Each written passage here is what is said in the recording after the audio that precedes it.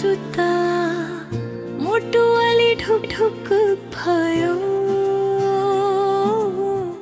बोल्न खोजे शब्द हराए संसार कता हरायो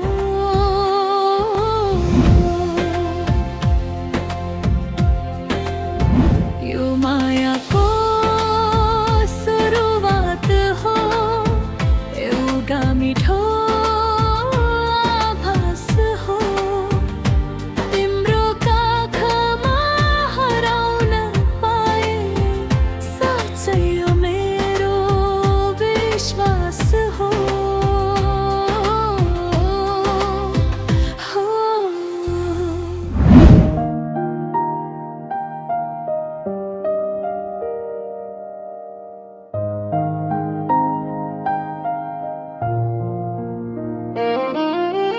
सिया हजुर सर हाय यो मायाको सुरुवात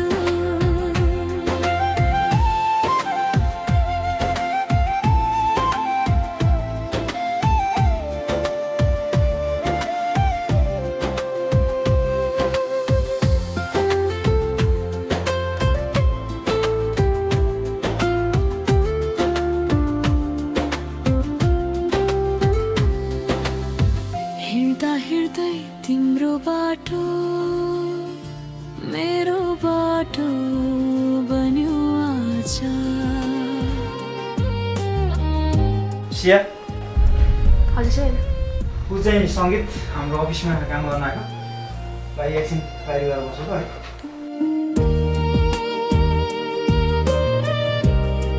के हो र के काम गर्नु अब के काम हो नि पढे लेखेको छैन उही अफिसमा क्लिनरको काम त हो नि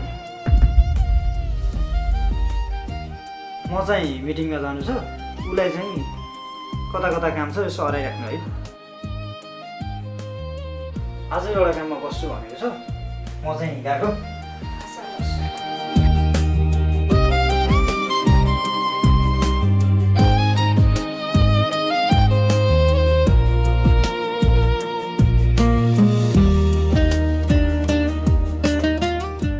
सरी ल मैले गर्दा हजुरले दुःख भयो नाइ म्याम सरी भन्न पर्दैन हजुर जस्तो पढे लेखेको मान्छेले हामी जस्तो अनपढ मान्छेसँग सरी भन्न सक्दैन हस् बाबा हस् पहिलो पल्ट आँखा जुत्दा मुटु अलि ढुकढुक भयो बोल्न खोजे शब्द हराए संसारै कता हरायो यो मायाको सुरुवात हो एउटा मिठो आभास हो तिम्रो काखमा हराउन पाए साँच्चै यो मेरो विश्वास हो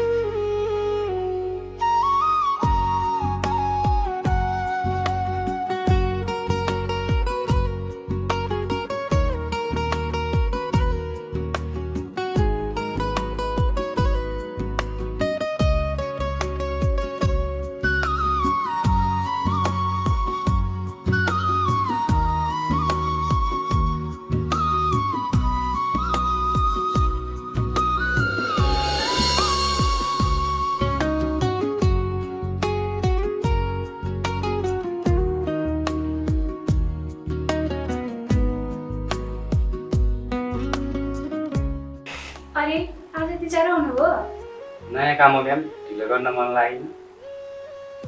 यस्तो राम्रो काम गर्नुभयो भने धेरै अगाडि बढ्नुहुन्छ।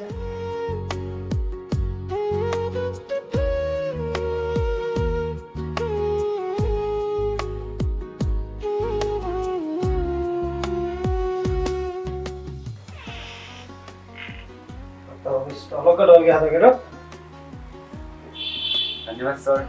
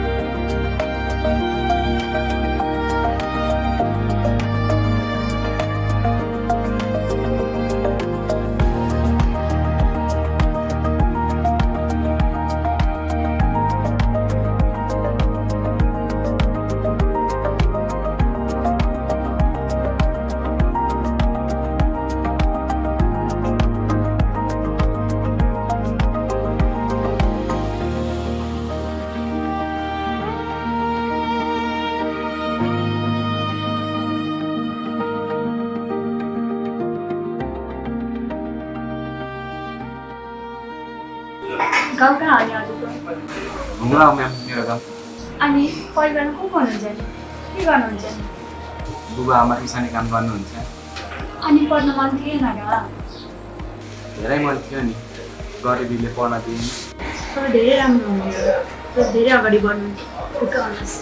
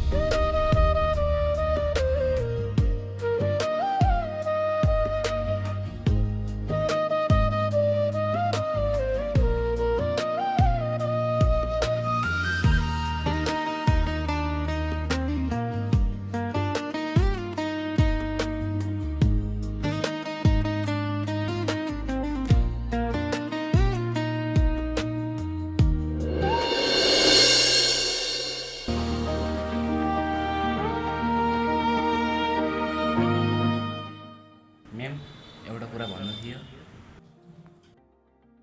पहिलो कुरा त मलाई म्याम भन्ने होइन, मेरो नाम सिया हो, सिया बन्यास। हस्, सुन्नुहोस् न, म हजुरलाई कस्तो लाग्छ? छ्या, के सोध्नु भएको? हजुर त एकदम राम्रो अनि इमान्दार हुनुहुन्छ। हो र, धन्यवाद। हजुर नरिसाउनुला, मनमा लागेको कुरा भन्छु नि। भन्नुहोस् न, तर अब मलाई तिमी भन्नु ल। हेलो कृष्ण, भन न। सिया कता छौ? के हो भेटघाट पनि छैन? ना यार, म सङ्गीतसम्म छु, पछि बोल्छु ल। सङ्गीत? को सङ्गीत हो र फेरि? खै फोन देऊ त एकचोटि बोलौँ।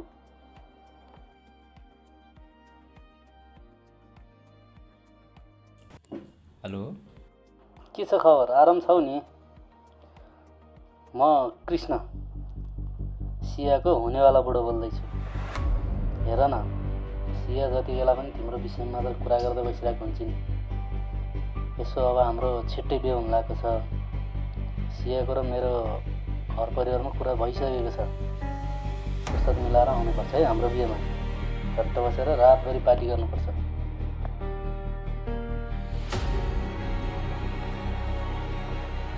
कृष्ण, के भन्यौ तिमीले कलमा? के भन्नु नि, सिया र मेरो बिहेको कुरा चलेको छ। बिहेमा आऊ है, पार्टी गर्नुपर्छ भनेको। भाग पागल।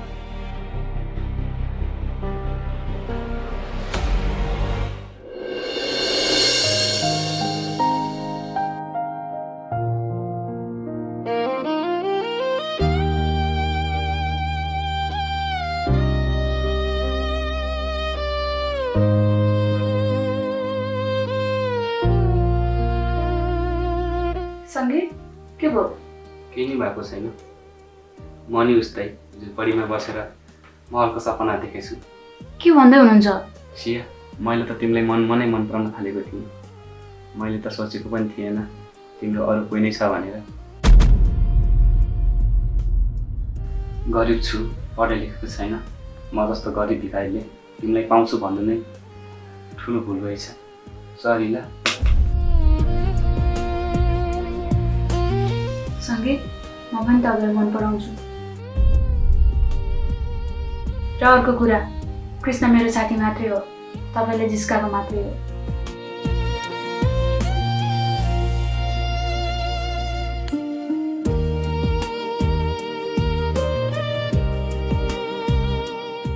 सङ्गीत, धन सम्पत्ति त धेरै कमाइन्छ, तर मान्छेको मन ठुलो हुनुपर्छ। जबसम्म म रहन्छ तबसम्म हजुरको साथ कहिले छोड्नु छैन।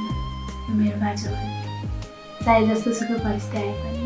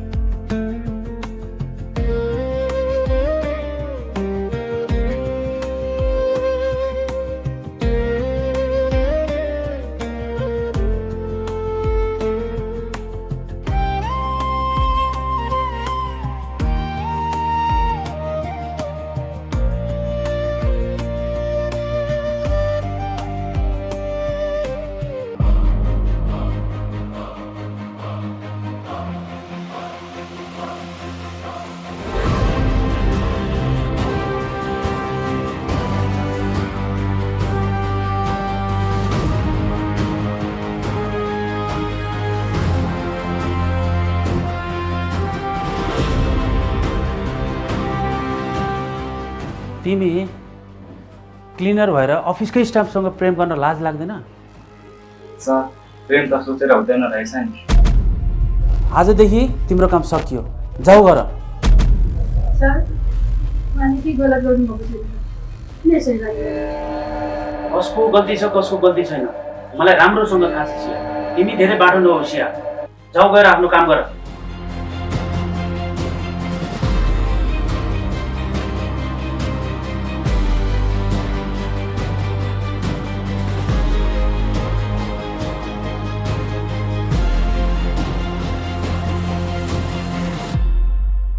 तँलाई मैले विश्वास गरेर यत्रो काम दिँदा पनि तँलाई मात लाग्यो होइन? झन् केही गरोस्, घरको अवस्था यस्तो छ भनेर तँलाई काम दिएको त उल्टै यहाँको स्टाफसँग सकेर हुन्छ। अब के गर्नु सर, माया बसिहाल्यो, चाहेर पनि छुटिन नसकिने रहेछ। हेर केटा, माया बस्यो बसेन त्यो मलाई थाहा छैन। त त्यस्तो विगत ठाउँको मान्छे, अनि सिया सहरमा हुर्केकी केटी। कसरी सोचिस् कि तैँले त्यो केटीले तँलाई जीवनभर साथ दिन्छ भनेर? अलिकति पनि सोच्ने क्षमता छैन तेरो? हुन त के हुन्थ्यो र, सोच्ने क्षमता भएको भने किन यस्तो हालतमा हुन्थ्यो? ल ल, सियालाई छोड्छस् कि काम छोड्छस्, तेरो विचार। म सियालाई छोड्न सक्दिनँ नि सर, बरु तपाईँको काम तपाईँ नै राम्रो। कस्तो खालीलाई चढिरहेछ अरे मान्छे। ए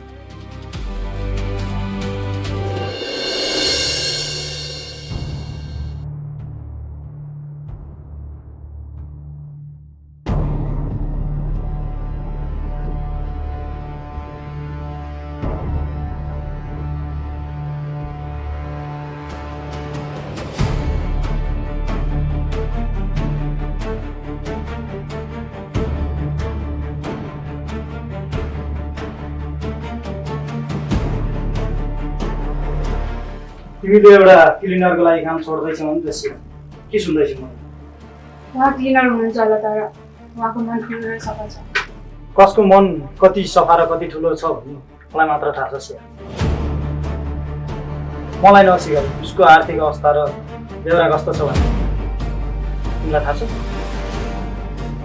त्यसमा के देख्यौ र तिमीले जागिर छन् तयार भयो?